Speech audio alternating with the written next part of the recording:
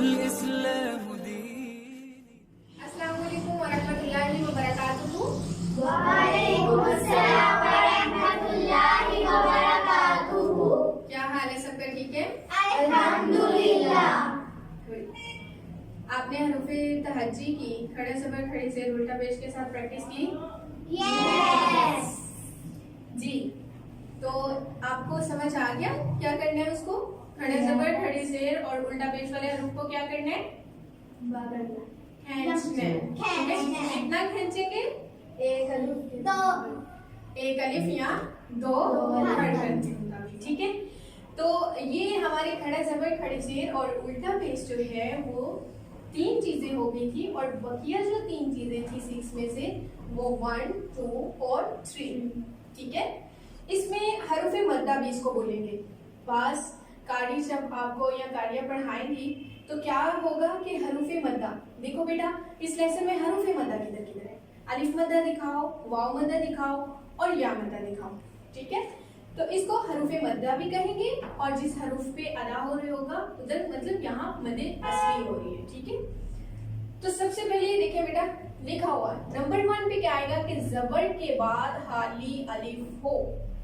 अलिफ मद्दा कैसे पढ़ा जाएगा कि जबर हो, पहले जबर हो किसी भी हरूफ पे, ठीक है? पहले किसी भी हरूफ पे जबर हो और इसके बाद हाली अलिफ हो। अलिफ के ऊपर कोई जबर से पेश या हरकत नहीं होगी। अलिफ की शर्त क्या होगी कि वो हाली होगा और उससे पहले क्या होगा? जबर होगा। अगर जबर के बाद हाली अलिफ आ जाता है, जैसे कि ये अलिफ है, लिखने में ऐसे, दिखने में ऐसे, तो कैसी होगा? जैसे ये देखो बा की छोटी शेप बनी हुई है, हाफ शेप, और साथ में अलिफ को खींचा गया है और इसके ऊपर जबर है। तो ये जो हमारा जुमला है वो हमें क्या समझा रहा है कि जबर के बाद हाली अलिफ होगा। अब जबर किसी भी हरूफ पे आ सकती है, यहाँ पे हरूफ तहज्जी में से कोई भी हरूफ आ सकता है, लेकिन उसकी शर्त क्या है कि उस हरूफ के साथ अलिफ होगा। अलिफ के ऊपर जबर से पेश कुछ भी नहीं होगा, लेकिन जो हरूफ होगा उसके ऊपर जबर होगा, ठीक है? तो अलिफ से के साथ जो हरूफ होगा उसके ऊपर जबर होगा, तो क्या होगा? मद्दे असली। इसको भी सेम वैसे ही खींचना है जैसे हमने बा के ऊपर खड़ा जबर दे के खींचा था। इसको पढ़ेंगे, इसको 2 तरीके से पढ़ा जाता है, जैसे कि बा जबर अलिफ बा, इस तरह से भी पढ़ना गलत नहीं है। बास लोगों के नजदीक ऐसा होता है कि इस तरह से पढ़ना शायद नहीं ठीक है, क्योंकि हमें कुछ कारी जो है वो पढ़ाते हैं बा अलिफ जबर बा, ठीक है? तो आप जबर पहले पढ़ लें या अलिफ पढ़ लें, इसमें कोई भी मसला नहीं है। इसको पढ़ने का मकसद क्या है कि बा अलिफ जबर बा मतलब बा को खींचना है। क्यों खींचना है? क्योंकि बा के साथ अलिफ है और बा के ऊपर जबर है, और जबर के साउंड को हमने खींचना है, जैसे कि बा अलिफ जबर बा। Very good. इसी तरह अलिफ है अलग से, पहले तो हमने देखा है कि जो अलिफ है वो तो हाफ शेप के साथ मतलब लगाया हुआ है, तो अभी क्या है कि वाव अलग से है, अलिफ अलग से है और वाव के ऊपर जबर है। तो हमारी शर्त कंप्लीट हो रही है यहाँ पे कि जबर भी है और साथ हाली अलिफ भी है, यानी यहाँ पे क्या हो रहा है? अलिफ मद्दा। क्या हो रहा है? अलिफ मद्दा। अब वाव अलिफ जबर वा, क्या करेंगे? इसको वा पढ़ेंगे कि वा? लंबा करेंगे कि छोटा? लंबा। ठीक है बेटा, ऊंची आवाज से पढ़े, क्या करेंगे? लंबा। कैसे? वाव अलिफ जबर वाह। ये देखें, ये क्लियर हुआ कि हमारा, जैसे कि इधर मैं लिख देती हूँ आपको कि अलिफ मद्दा तलाश करें, और लफ्ज लिखा हुआ ऐसे आ जाता है त्वा और अलिफ। अब त्वा के ऊपर जबर हो जाता है, तो ये क्या होगा? अलिफ मद्दा, ठीक है? अब अलिफ मद्दा हो रहा है कैसे कि त्वा के साथ हाली अलिफ है और त्वा के ऊपर जबर है। अगर अलिफ है ठीक है, त्वा भी है, अलिफ भी है, लेकिन यहाँ पे अगर जेर होगी तो क्या इस पे अलिफ मद्दा होगा?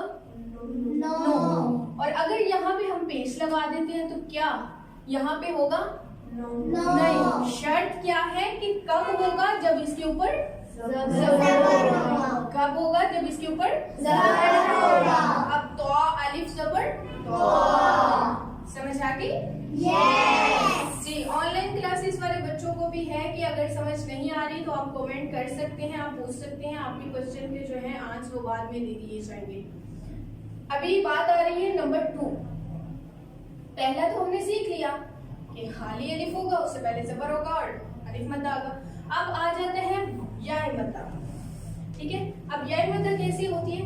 जैसे कि जेर के बाद जज़म वाली या, सिंपल सर।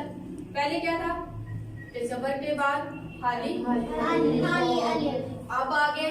देखें, अब जबर को हम इतनी दे रहे हैं इम्पोर्टेंट कि वो जबर आ जाएगी तो हम उस वर्ड को खींचेंगे, तो आपको नहीं लगता कि वो जेर कहेगी कि मैं किधर गई? तो फिर अगर हम जेर को पढ़ लेते हैं तो फिर पेश कहेगा भाई मैं भी ये हूँ। ठीक है, तो जेर की बारी आ जाती है। पहले थी हमारी जबर की बारी, अब हमारी आ गई जेर की बारी।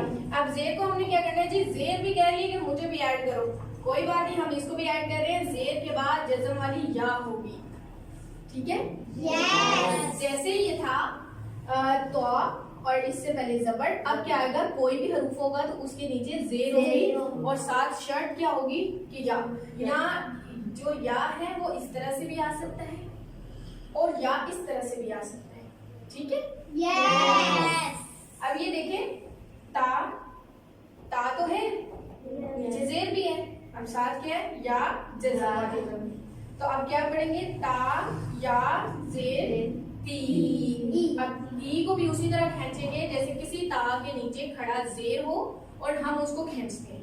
इसी तरह अगर जेर और या आ जाती है तो हम इसको भी उतना ही खींचेंगे। जैसे कि ता या से ती पढ़ सकते हैं या ता जेर या ती पढ़ सकते हैं। इसको कितना लंबा करेंगे? ती बोल के नहीं बताना, 2 हरकत के मुताबिक या एक अलिफ के मुताबिक। इसी तरह ये है नून जेर या नी या नून या जेर नी। अब इसको ऐसे पढ़ना मुनासिब नहीं है कि नून जेर या नी। सही होगा कि गलत होगा? गलत होगा, क्योंकि हमने देख लिया है कि नून के साथ या जज़म वाली है और नून के नीचे जेर है, तो लिहाजा ये दोनों चीजें हमें क्या बता रही हैं? या साकिन जो है इसके साथ वो क्या बता रही है कि नून को हमने क्या करना है? खींचना है। नून जेर या नी। इसी तरह आपने हरूफे तहज्जी के साथ इनकी प्रैक्टिस भी करनी है। ओके, कुछ हम अभी करेंगे भी और कुछ आपने घर में होमवर्क के तौर पे करनी है। Yes. आगे आ गया। अब देखिए यहाँ पे मैं एक और देखते हैं, रॉ। ठीक है, रॉ अब किस तरह आ जाता है? अब क्या हो गया? री। इसको री नहीं पढ़ेंगे बल्कि क्या पढ़ेंगे? री। ठीक है, अब आगे पेश की बारी। पेश भी बहुत उछल रहा था कि मुझे भी लेके आओ अंदर। आ गया जी, पेश आ गया। ठीक है, अब पेश को क्या करना है कि पेश के बाद जज़म वाला वाव हो।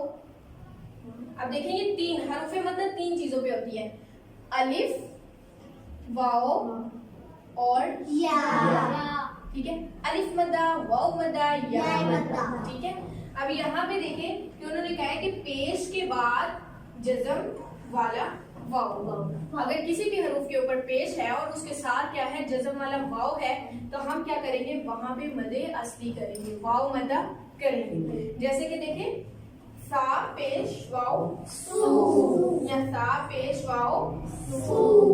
वाव साथ आ रहा है और पेश आ रहा है, तो इसका क्या मतलब? ये क्या हमें बता रहे हैं कि भाई मुझे लंबा करना है। सा क्या बोल के कह रहे हैं कि मुझे लंबा करना है, क्योंकि मेरे साथ वाव आ गया। अगर तो सा पेश सू होता तो हमने लंबा नहीं करना। अब सा पेश के साथ वाव भी आ गया, तो अब वो क्या कह रहे हैं कि भाई मुझे लंबा करना है। इसी तरह जीम पेश जू होता तो कुछ भी नहीं था होना, लेकिन उसके साथ भी आ गया जीम वाव पेश जू, तो वाव ने क्या कह दिया कि मुझे लंबा करो। किसको लंबा करो? वाव के को जीम को? वाव। लंबा किसको करना है? वाव। बेटा फिर से सोच के बताएं कि वाव का अपना साउंड तो नहीं है, तो हमने किसको लंबा करना है? जीम को। यहाँ पे जिस हरूफ के साथ होगा उस हरूफ के साउंड को लंबा करना है। ओके, ठीक है, अब याद रखिए कि अलिफ की क्या है? 1 मिनट में आपको ये रेस करके दोबारा बताती है।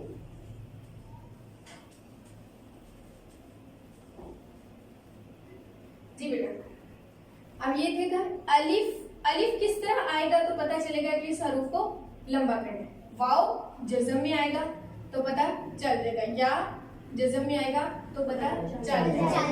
अब आप लोग मुझे कुछ मुझे बताएं कि मैं बनाऊं, कोई एक हरूफ बताएं। चलिए मैं लिखती हूँ। ये है, आप मुझे बताएं कि इसको कैसे पढ़े। यहाँ पे कौन सी मद हो रही है? कौन सी हो रही है? वाव मद्दा। और वाव मद्दा क्यों हुई है? वाव से पहले वाव साकिन है और उससे पहले गुड। वाव यानी कि या के ऊपर पेश है और पेश के साथ ही वाव जज़म है।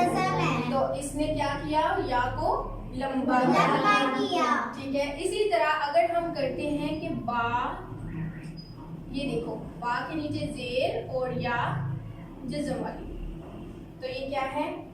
बी। क्यों लंबा करेंगे?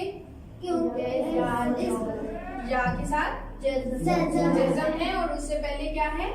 यानी कि किसी भी हरूफ के नीचे जेर होगी और उसके साथ या जज़म वाला होगा तो उसको लंबा करना है। किसी भी हरूफ के ऊपर पेश होगी और उसके साथ वाव जज़म वाला होगा तो उसको लंबा करना है। और किसी भी हरूफ के साथ अलिफ खाली होगा और उसके ऊपर जबर होगी तो उसको लंबा करना है, जैसे रा, यू, बी।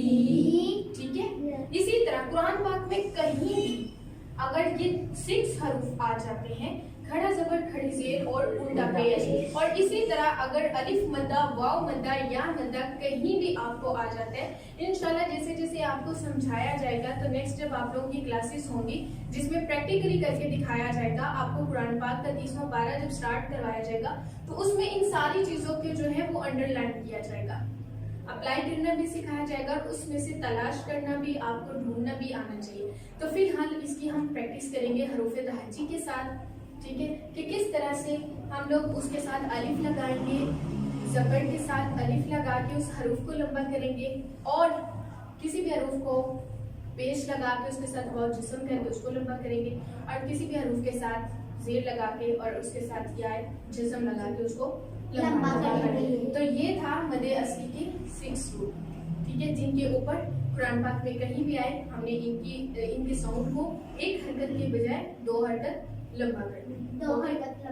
ठीक है, समझ आ गया सबको? फिर भी ऑनलाइन क्लासेस को बोला जा रहा है कि अगर फिर भी आप लोगों को समझ नहीं आ रहा तो आप अलग से पूछ सकते हैं। ओके जी, अल्लाह हाफिज। आज की क्लास यहीं पे है।